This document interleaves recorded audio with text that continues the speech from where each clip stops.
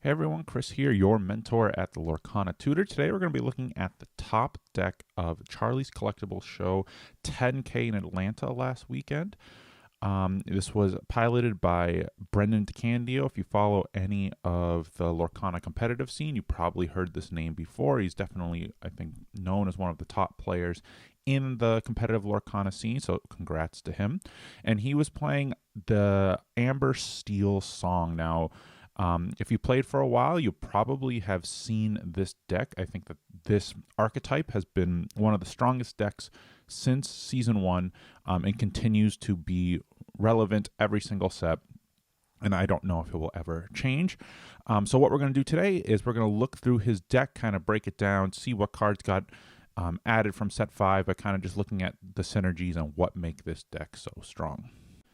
All right, now, like I said, this deck has been strong since Season 1, and it's really been based around this 2-card combo. The first one is this Amber Aerial Singer. It's a 3-cost inkable 2/3 that quests for 1. It has Singer 5, so it can sing any songs that cost 5 or less, even though it only costs 3.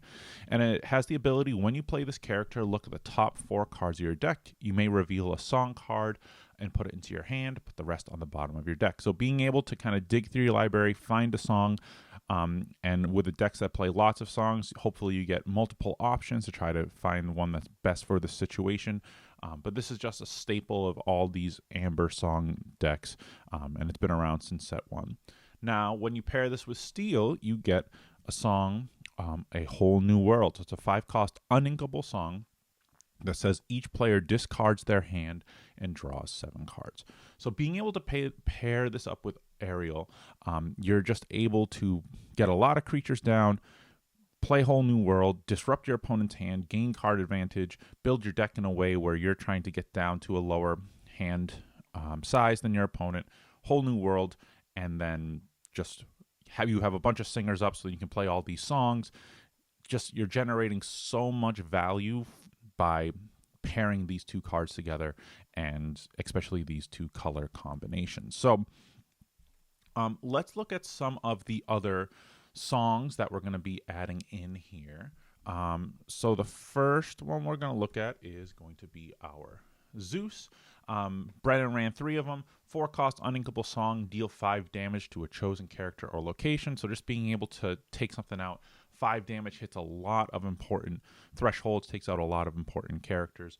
Really, really strong.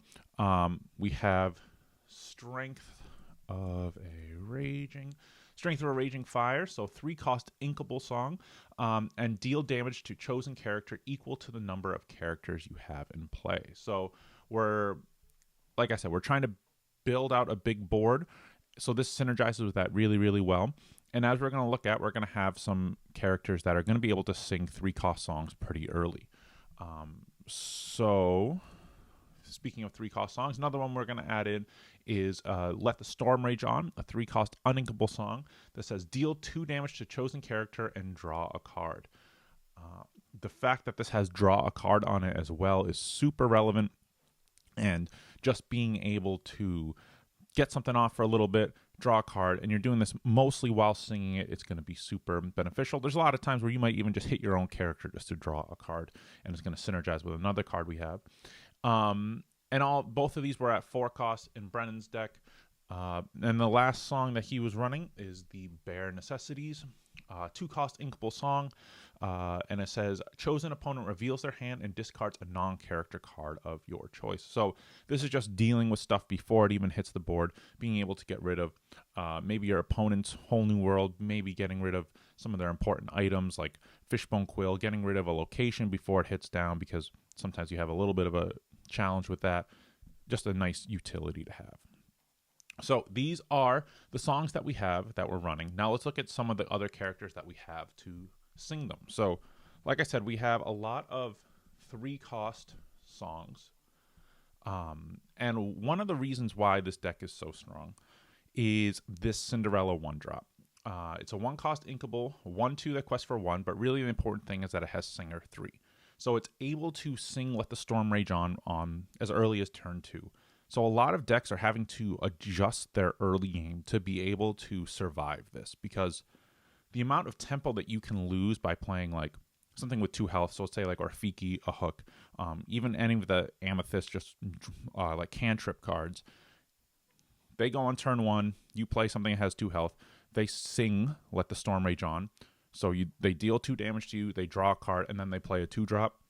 You're just behind and you're losing, and it's really hard to get back into the game. So really, really strong card, and it kind of forces a lot of decks to adapt accordingly and play around it. So you see a lot of 1/3s. You see that new Mickey with resist 1 people are talking about trying to add in. So just a very early game warping card. Now, in addition, we see Brennan running 3 of these big Cinderellas as a shift target. So it's a 7-cost inkable 5/5 that quests for 3. It does shift in for 5. It has resist 2, and whenever you play the song, you may ready challenge characters this turn. So this serves a couple of different things. It can sing songs. Really, it's just meant to be a big body that's hard to deal with. You're going to close the game out.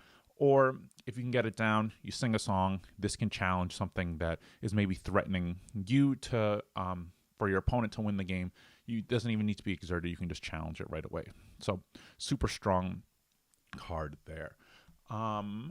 We also have a new card from set 5. It's the Prince Naveen Legendary. So a 4-cost uninkable 3/3 that quests for 2. It has Singer 6, which isn't super relevant. I mean, being able to still sing Whole New World, and Along Came Zeus, the 6 isn't relevant. If it was 5, it would still, I think, be the same.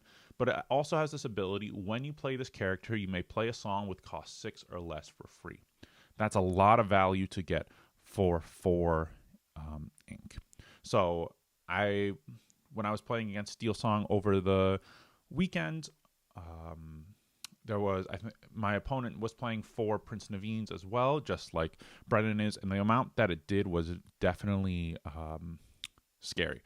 Being able to come down and be like, all right, I'm just going to Zeus this thing as well as playing this big character. Okay, I'm going to do this and play a Whole New World while still having an aerial down, so still you have all your singers out and able to get a fresh new hand, but still have people ready to sing songs. It does a lot. I know there was some discussion on how many of these do we run. Brennan seemed to think that 4 was the right number, and clearly it worked out for him. So again, great card from set 5. Will be interesting to see how this continues to keep going. And then we have a couple of other singer options. So one of them is this 2-drop Ursula. It is an inkable 1/4 that quests for 1. It has Singer 4. It can sing all of those 3-cost songs. It can sing Along Came Zeus. It's just having these bodies that can sing these songs to control the board. Really, really helpful. And then we also have some other ways that we're singing songs that are, not using Singer, but using the shift mechanic. So this is going to utilize this Robin Hood package. So we have our shift target, the 1-cost 2/2 that quests for 1. But then we also have, this is the one that is the payoff here. So it's a 5-cost inkable 3/6 that quests for 2. We can shift it on for 3, so this can come out on turn 3 if we have the 1-drop Robin Hood out. And during your turn, whenever this character banishes another character in a challenge, gain 2 lore. When this character is banished in a challenge, you may draw a card. So it does a couple of things, right? We can turn 3 Whole New World with this. We can turn 3 Zeus. It's also a great body to clear some aggro boards and to still gain you lore and to keep you going forward in the game. So I think that this is just a staple for this color. It is hard to remove for Steel. That 6 health can be kind of annoying to deal with. It's out of the Along Came Zeus range, so you might need to do 2 cards for it. Not as good into Ruby matchups where they have, especially in red-blue where they have the ice block. They can ice block Brawl it, and you won't draw a card off of it. If it gets later in the game, they can Medusa it, but still being able to help the Whole New World game plan that you're trying to do, I think it's still a staple in this card or in this deck. Now, those are really all of our singing options. We're already at 44 cards. So let's look at some of the other cards that we're using to fill out this strategy. So I would say that there is a little bit of a lack of card draw in here. So besides the Whole New World. So what we're looking at here, we're going to add in this Mr. Smee. Now, this Mr. Smee doesn't necessarily draw us cards at all. but it is a nice aggressive quester.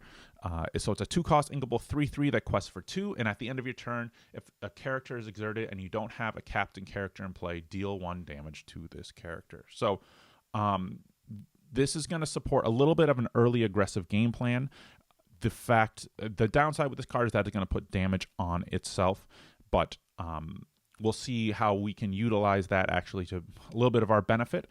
But being able to get this down on 2, especially against slower decks, is going to be nice. Being able to gain early lore and trying to just make the game shorter against like red, blue, and all that kind of stuff is definitely a plan B that this deck has when it needs to. To further support that game plan, we have this Piglet that Brennan was running 3 of. It's a 2-cost inkable 2/2 that quests for 1, but if you have 2 or more characters in play, this character gains +2 lore. So like I said, we're trying to gain a wide board so we can have a lot of things that sing, so having 2 other characters shouldn't be a problem. This coming down on 2 and being able to quest for 3 helps facilitate this aggro game plan if we need it, which again gives it just a little bit more of this versatility. And one of the nice little intersynergies here is that this is actually a captain. So if you have this down with the Smee will not take the damage from from his ability here. And say if he does take the ability, I know I was just talking about the card draw. One of the Amber staples is this card Rapunzel, gifted with healing. It's a 4-cost inkable 1/5 that quests for 2, and when you play this character, remove up to 3 damage from one of your characters, and you draw a card for each damage removed this way. So if you have the Smee down, he has 2 damage on him, you can play it for 4, you draw 2 cards. If remember how we were talking about, sometimes you might even just ping your own character to draw a card. If you let the Storm Rage on one of your characters, you have Rapunzel down, you just drew 3 cards between that little synergy there. So this is another way for us to facilitate card draw without going into a whole new world. And once the body comes down, it's a nice aggressive quester, a quest for 2. It can still sing, and then along came Zeus, Strength of a Raging Fire. It's just a really, really nice glue piece that we have in this deck. Now, we also have a couple of other cards that we are adding in here. We're at 55. And it looks like Brennan went over 60 cards, as Brennan does. I'll have to check my quantities again. But another new card, we talked about this in some of the other decks, is this new Pete.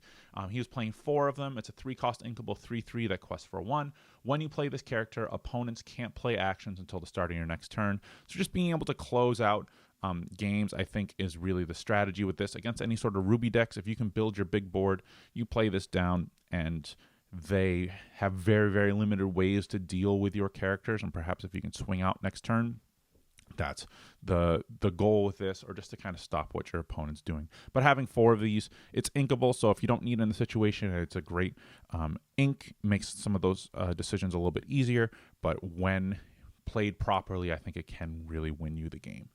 And lastly, we see a little bit of ramp, I'll say, in a sense. It's this card Lantern. It's a 2-cost uninkable item, and when you exert it, you can pay 1 less for the next character you play. So it's just good. Like we said, we want to try to get characters down. We want to build a wide board. This just helps do that. It's only 2. It is uninkable, but it really helps facilitate that idea of getting a nice wide board. So we're at 62 cards here. He was running 3 of these, and this is the deck that Brennan won the Charlie's collectible 10K with. So again, congrats to him. Just looking at some other cards, I know that people have been adding in, just to give you some thoughts and you can mess around with. This new Daisy Duck, the 1-cost uninkable 1/4 that quests for 2. Whenever this character quests, each opponent reveals the top card of their deck. If it's a character card, they may put it into their hand. Otherwise, they put it on the bottom of their deck. So this is leaning a little bit more into the aggressive strategy we were talking about with Smee and Piglet, just getting it out earlier. And also the downside of Daisy, of putting a card into their hand, gets a little bit mitigated when we're playing a whole new world, because then they just discard it anyways if they don't get a chance to use it. So again, I think a lot of people are running that in there. I was kind of surprised to see Brendan didn't do it, but again, he knows way more about the game than I do, so and clearly it worked out for him. And then another one, if we think that it's a heavy aggressive strategy is this grab your swords. This has been one of the staples since set 1, where it's another 5-cost song, so your Ariel can sing it, your Robin Hood can sing it, and it's just good for clearing the board. 2 damage can do a lot to a wide board, so just, again, kind of surprised to not see that in there, but it clearly worked out for him. Thank you guys for checking out the video. Please make sure to leave a like, comment, and subscribe. And again, big shout out to Brennan DeCandio. Congrats on your big win. Thank you.